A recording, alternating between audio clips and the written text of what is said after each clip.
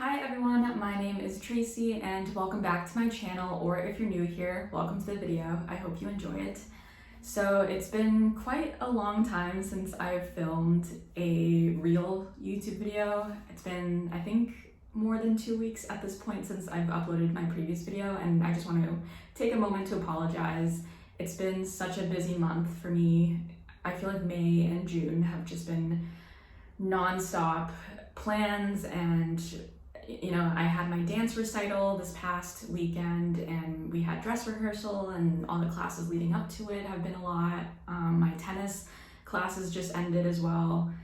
And work has been extremely stressful as always over the past few months. So it's been quite a long time that I managed to find some time to finally sit down and film a real video for you guys. And I want to take another moment to acknowledge that I decided to film the Nature Almanac series video for July. It's already late June, which I can't believe how fast the time has gone by. I wanted to create more videos on different topics for my channel, just to have different types of content here and there. But I could only had time to film one other video that was not part of the series, and that was my most recent video that I uploaded previously, where it was more like a video essay. I wanted to film a lot more of those types of video essays, but I just hadn't had time at all. So since it's already late June, I wanted to get ahead and film July's Nature Almanac video for the series that I'm doing every month. And for those of you who are just tuning in and you don't know what I'm talking about, basically every month I film a video of me reading from this book. I think it's backwards for you, I'm sorry. But it is called The Leaping Hare Nature Almanac, your year-long mindful guide to reconnecting with nature.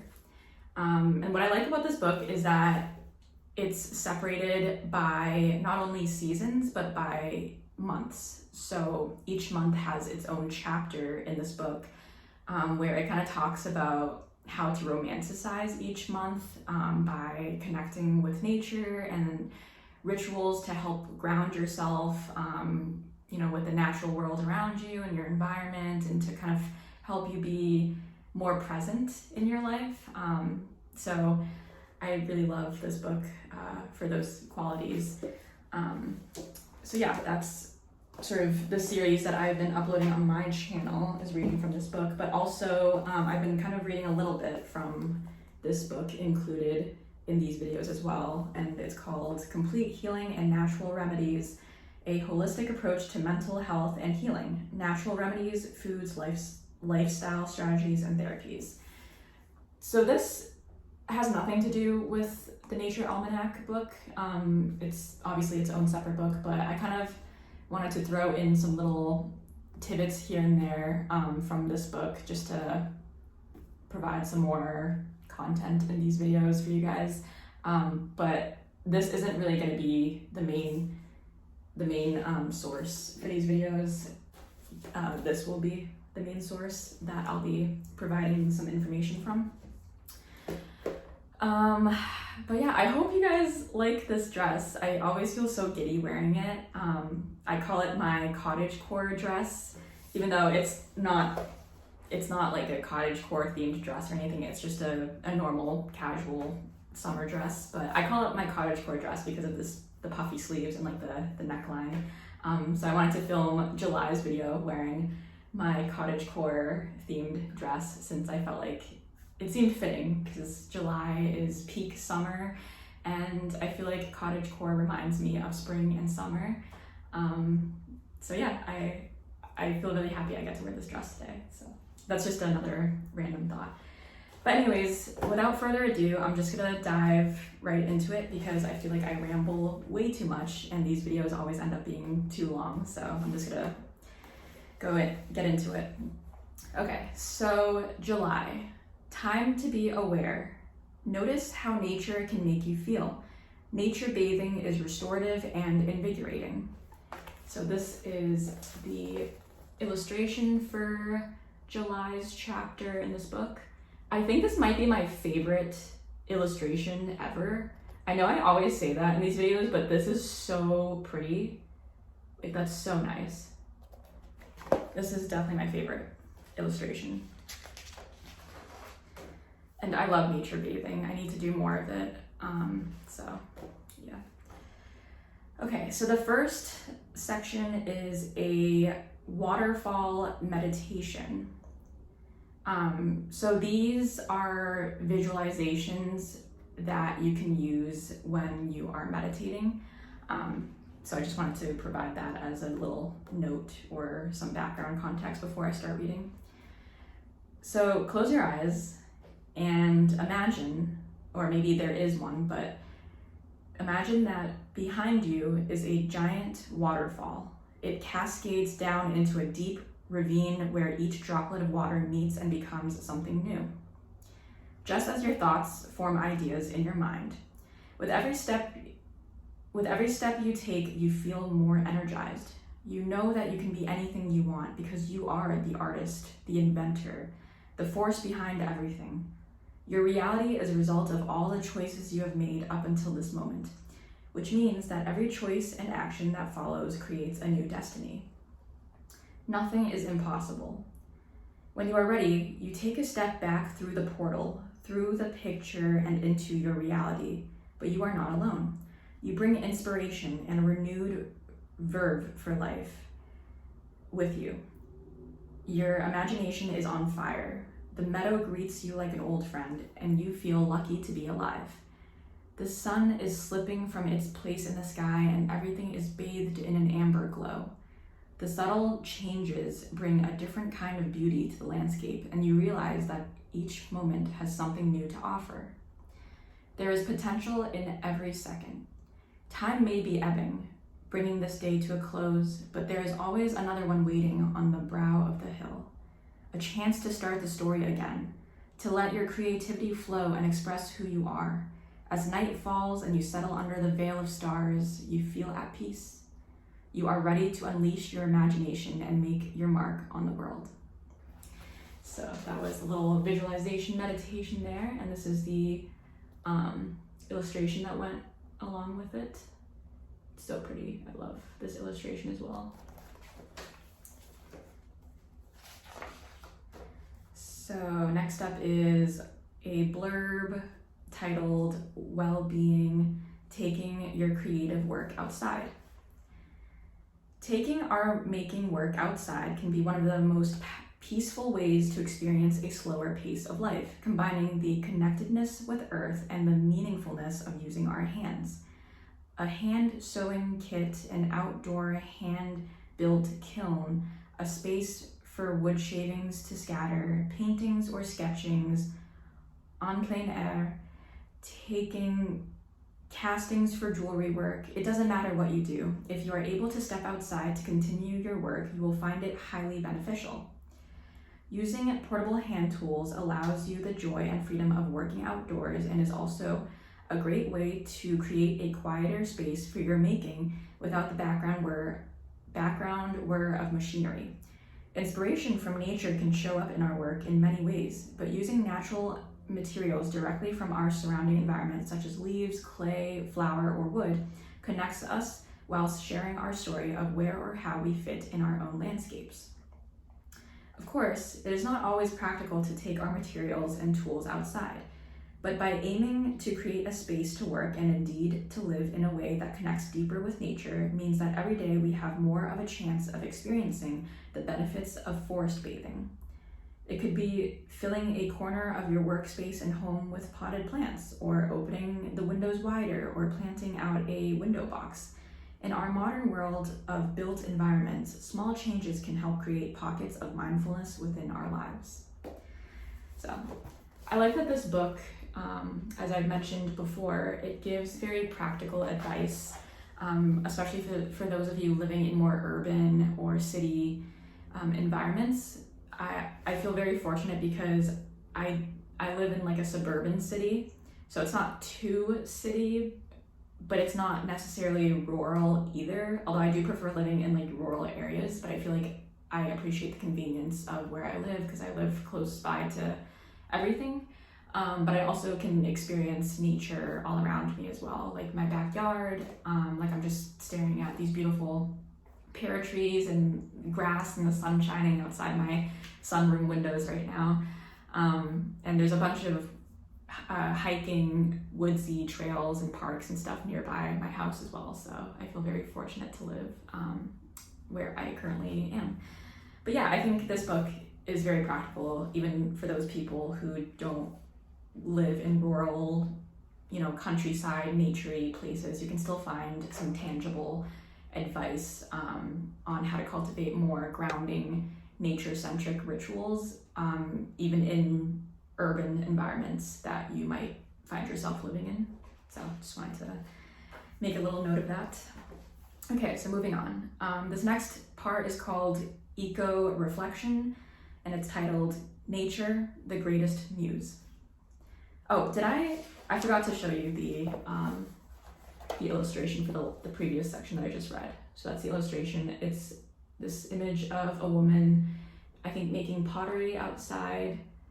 But this section highlights the importance of making things with your hands, but also making it outside. I think you can find inspiration everywhere if you look outside and look around in nature, and especially if you're a creative person like I am. I think a lot of us, the majority of us, are probably very creative in one way or another, whether it's dance or music or the traditional arts or whatever, anything at all. Even if you are an engineer and you like to take apart machines and put it back together, or you like to fix cars, whatever. I feel like just doing anything at all with your hands kind of helps reconnect your mind with your body, and especially doing it outside is very beneficial for your mental health as well. But anyways, moving on. So this kind of coincides with what I was saying, but nature, the greatest muse. Actively spending time outside in nature helps us to slow down and notice the minute details of life, the slow changing of the seasons, the beauty in simple everyday things, an unfurling flower, clouds scudding across a cerulean sky, a bird singing, the dusting of snow on a branch. Teaching ourselves to look and truly see different aspects of nature helps us to be part of our environment more fully, and guides us to slow our days down so that we can enjoy these moments for longer and more often. Learning to settle happily, contently into the quiet of your garden, a local park, a nearby forest, or even just your balcony in order to soak up the inspiration means that you are doing less seeking in the noisy world and more being in the real world. So I appreciate that little passage as well, and this is the illustration for this section, which is really pretty. I really am enjoying July's section so far. I think I might actually like July's chapter of this book the most so far that I've read. I just think it's so, I don't know, it really resonates with me, all this information that I'm reading right now. It's very, very nature oriented, which I know is the whole point of this book, but I don't know. I don't know why. I feel like July's chapter has been resonating with me a lot. Okay, so the next part is another visualization, and it is called Enchanted Garden. So close your eyes as I'm reading this, if you want, obviously. It's a beautiful summer's evening. The scent of honeysuckle fills the air. You are walking by the side of a walled garden. Climbing tea roses scale the stone. They sprawl in every direction, peppering the wall with hints of pink, yellow, and luminous white. The birds accompany you on your journey. They twitter their delicate song above your head. The path you've chosen meanders in no particular direction, but that's okay. You feel relaxed and trust that nature will lead you where you need to be. Up ahead, you see a door nestled in the wall. It is carved from oak and engraved with vines and butterflies. You wonder what lies behind this door. What is waiting for you on the other side? You reach out, touch the grain of the wood. It feels smooth, ancient, filled with secrets. Excuse me. Gently, you push. The huge brass hinges of the door creak as it glides open, and you are bathed in golden sunshine. You step forward into the light, unable at first to see anything, but gradually your sight adjusts and you take in your surroundings. You are standing in the center of a magical garden. Fluted blooms cluster between majestic sunflowers, their vibrant faces turned upwards. Bushes littered with pretty pink and purple flowers seem to vibrate with the heavy hum of bees at work. Trees enclose the entire space, some small, just finding their first leaves, while others tower over the scene, their wide, glossy leaves cloaking the garden in a wash of deep green. Ferns trail around worn stone planters filled with pansies and petunias, while willowy irises sway in the borders. Wherever you look, you see something new and delightful. The joys of summer fill your heart. The joys of summer fill your heart, and you long to stay in this place forever. But just as this thought arises, so the scenery shifts, and you find you are part of a different picture. The light flickers from summer brightness to a deeper, richer tone. There's warmth in these amber hues, but also a nip to the air, a chill that seeps under your skin. The ground beneath your feet seems to ripple and then harden, and for a moment you feel out of place, unsure and unsteady. You take a breath, draw down the energy of the earth, and feel it anchoring you in place. Just as the shrubs and trees are tethered by nature, so are you, connected to all things and in harmony with the seasons. The leaves crisp before your eyes, the luscious emerald tones turn yellow and then lighten, becoming orange and red. Glowing fronds of autumn brightness greet you at every turn.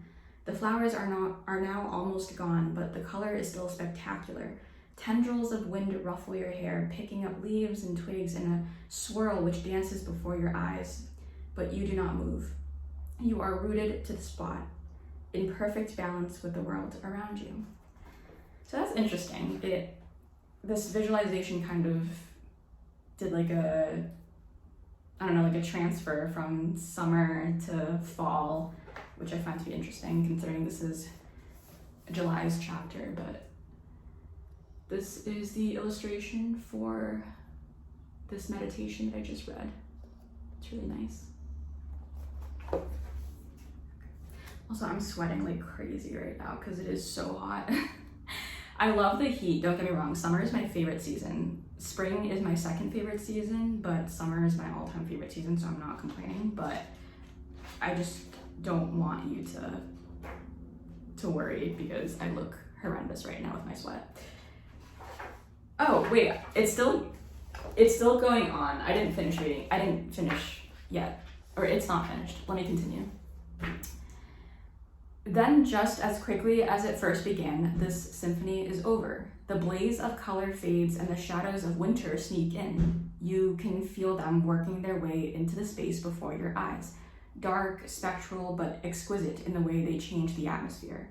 The leaves have disappeared. The skeletal trees strike a pose against an almost white backdrop. Plants withdraw into themselves and the soil to be replenished. All is calm, just like your breathing. A thin layer of frost adds the finishing touch, making everything glisten and the chill sets in. It gnaws at your bones and reminds you that you are alive, that you can feel and think and be energized by the icy cold, just as the warmth of the sun lifts your spirits. There is a time and a place for everything. Light and dark, black and white, nature is in balance. Spring is around the corner. In a heartbeat, it beckons. Beneath your feet, you feel it coming. New life stirs in the womb of the earth. It trembles, and you feel a rush of excitement and anticipation of what is to come. The first shoots appear, pushing through the soil. Blades of grass spring up at every turn, and you marvel at the changes. At the ebb and flow of life, bushes unfurl, their stems filled with buds. Trees brighten, reaching for the sun as their canopy of leaves sprout and thicken. The cycle moves on from old to new, from yin to yang. It is time now for you to go, but you do not leave the enchanted garden with nothing. You carry with you a thought, a truth that you will keep with you always. And then there are some affirmations on the next page, which I'll also read.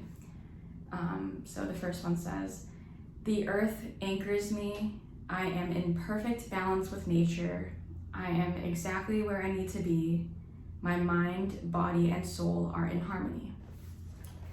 So this is the little illustrations, and these are the affirmations I just read.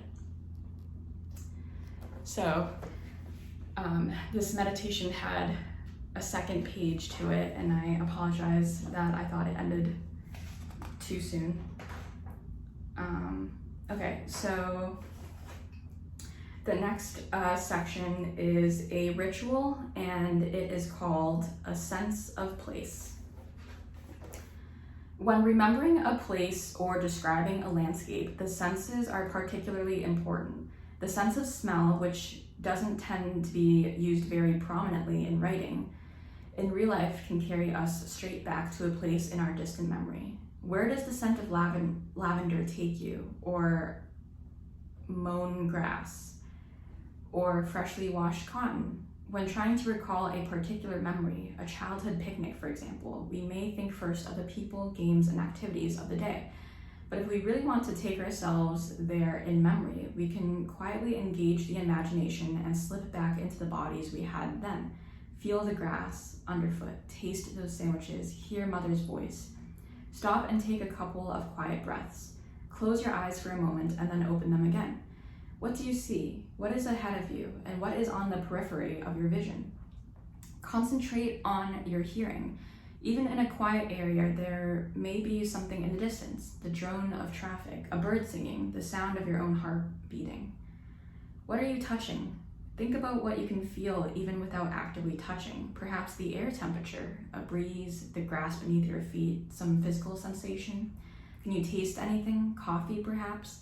The lingering flavor of your last meal? Toothpaste? Give attention to your sense of smell. This is often the neglected or unnoticed.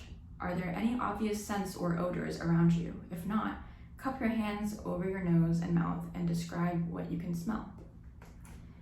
So this was a nice little section. I think, so this is the illustration. I think it does a great job at reminding us to slow down and be in the present moment and ground ourselves through channeling our senses. And I have such a weak sense of smell.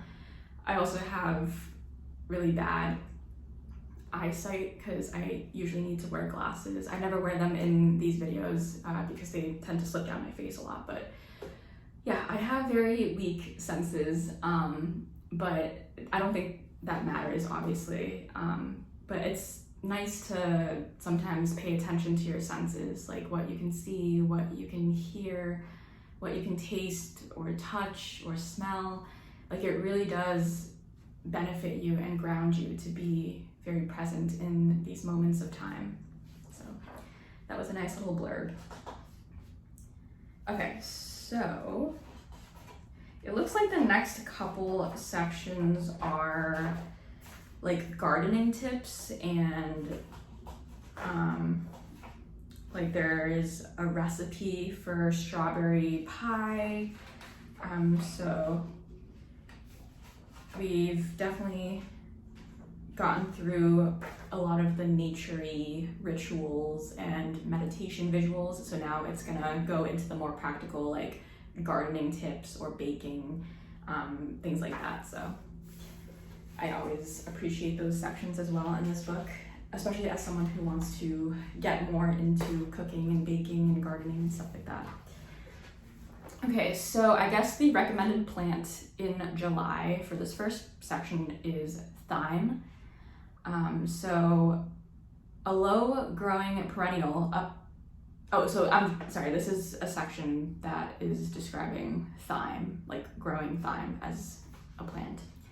And it says, a low growing perennial up to 45 centimeters / 18 inches tall. Thyme has woody stems and tiny twig-like branches forming a dense mat of tiny dark green aromatic leaves. Spikes of pinkish flowers occur in high summer. The whole plant is very attractive to bees, butterflies, and other beneficial insects. There are many varieties, for example, Thymus serpulum and Thymus polgoides have larger, more oval leaves, while Thymus citriodorus is lemon-scented. It is best to grow thyme plants from a reputable supplier to get the right species. Once established, cuttings can be taken from a parent plant. All thyme needs well-drained, preferably sandy soil, with as much sun and heat as possible. Native to the southern Mediterranean region, plants also grow well in rock gardens and tolerate drought. Although the leaves can be harvested all year round, the flavor is best in high summer when the volatile oil content is highest. The ancient Greeks burnt thyme as a purifying incense to cleanse temples and homes. The name thyme may be linked to the Greek word thumos, meaning courage. The powerful aroma has long been appreciated for its positive effects on the mind. Roman writers praised thyme as a fumigator and antiseptic. The plant is likely to have been introduced into Britain by the Romans.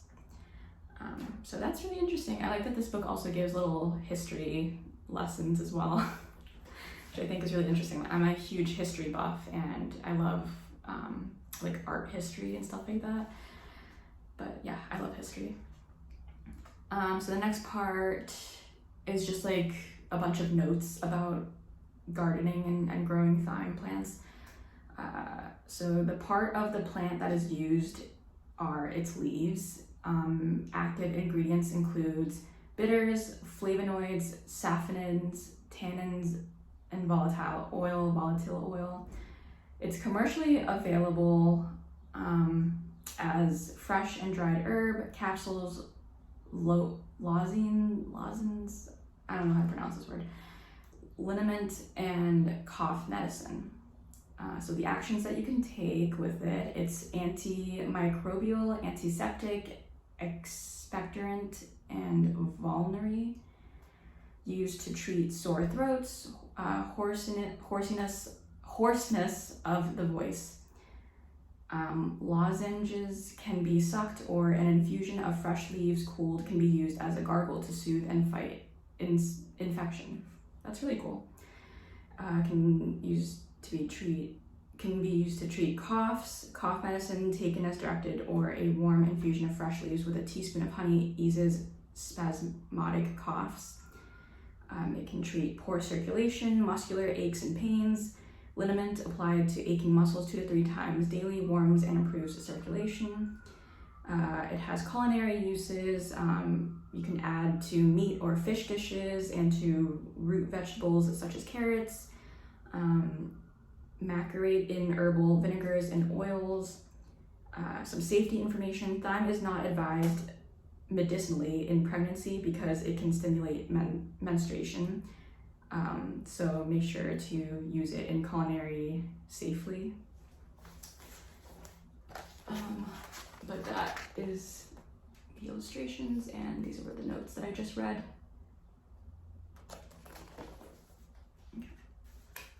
I want to apologize in advance if I'm a slow reader, or I'm reading too fast, or if I accidentally mispronounce any words.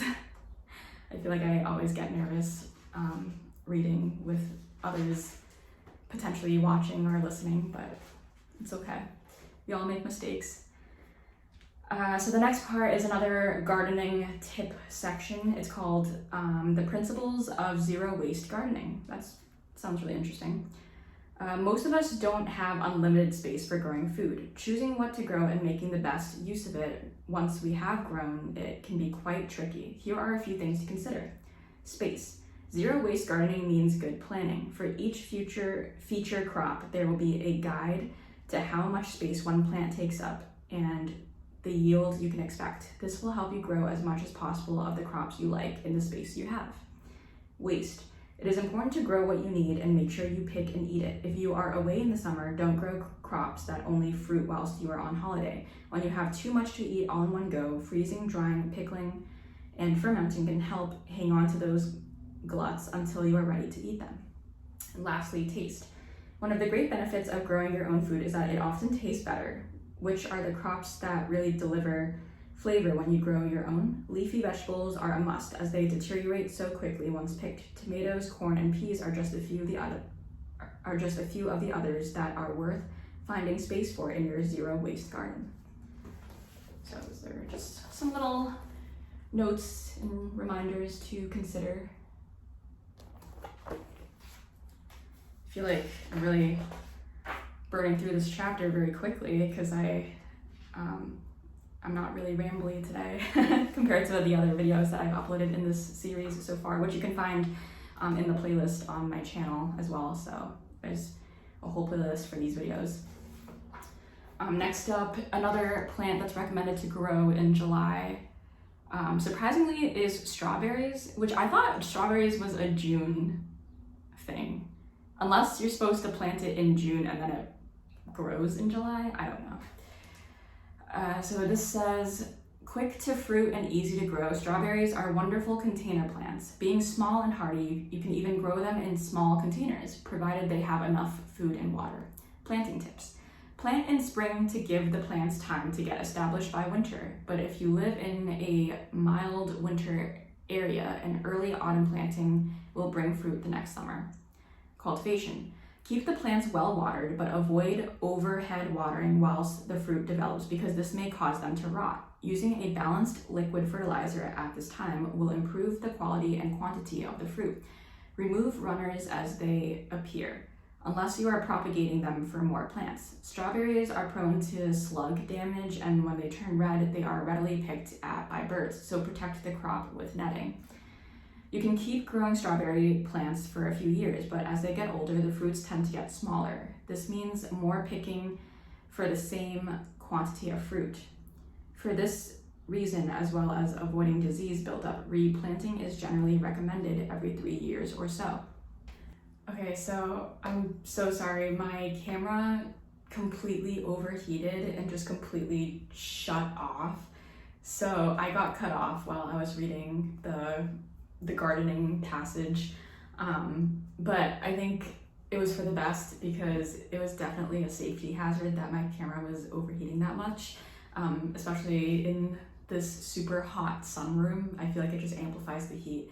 And I know that I should probably be filming this video in another part of my house, but I just really like the background of my sunroom. It looks nice and well put together, and I like the natural lighting that I get in here, so I'm just gonna trek on and continue finishing the video in here.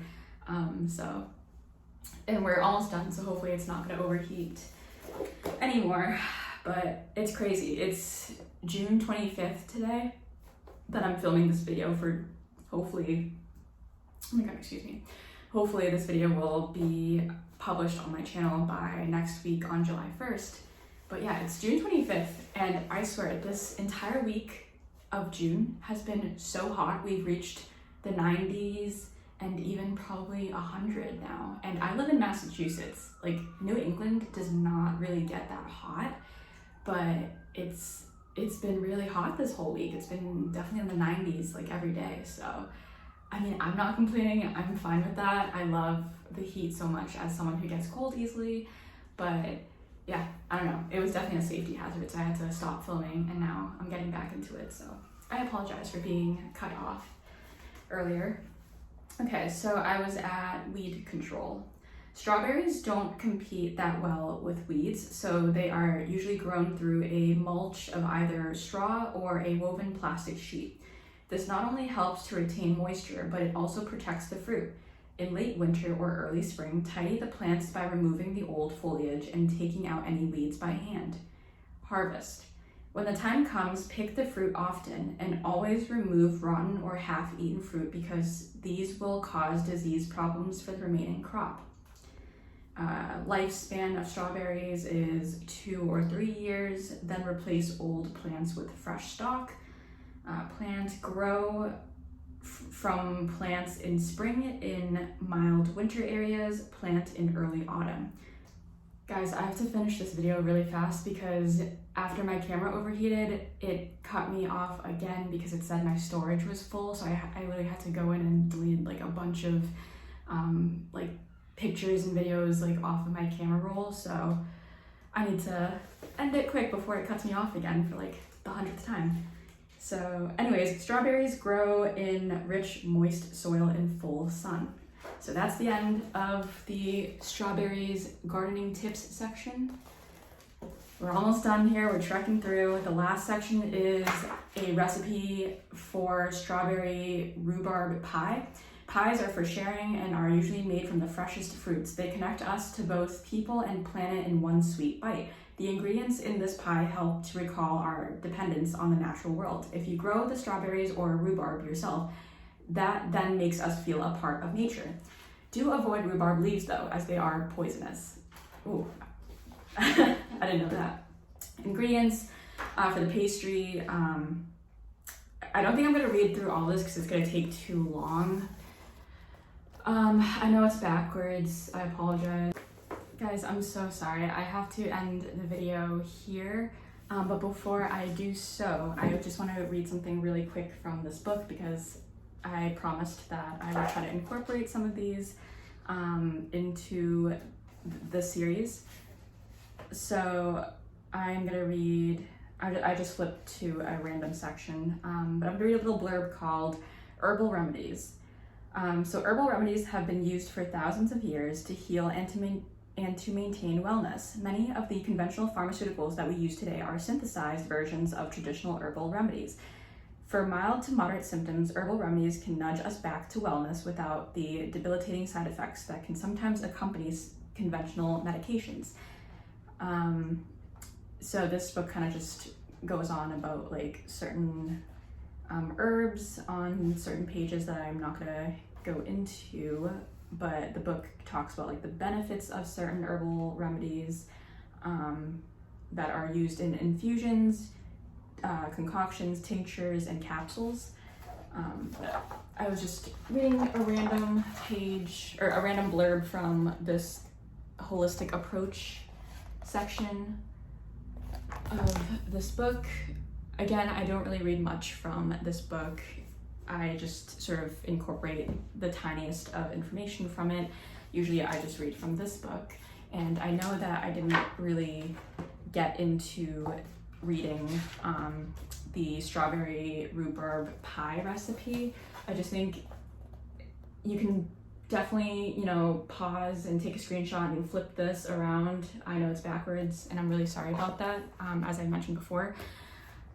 Or you can just Google the recipe online. I just think it'll take too long and this video will drag on if I read all the steps from this recipe. But after this recipe is, that's the end for the July section of this book. So we made it through. We eventually made it to the end of the video.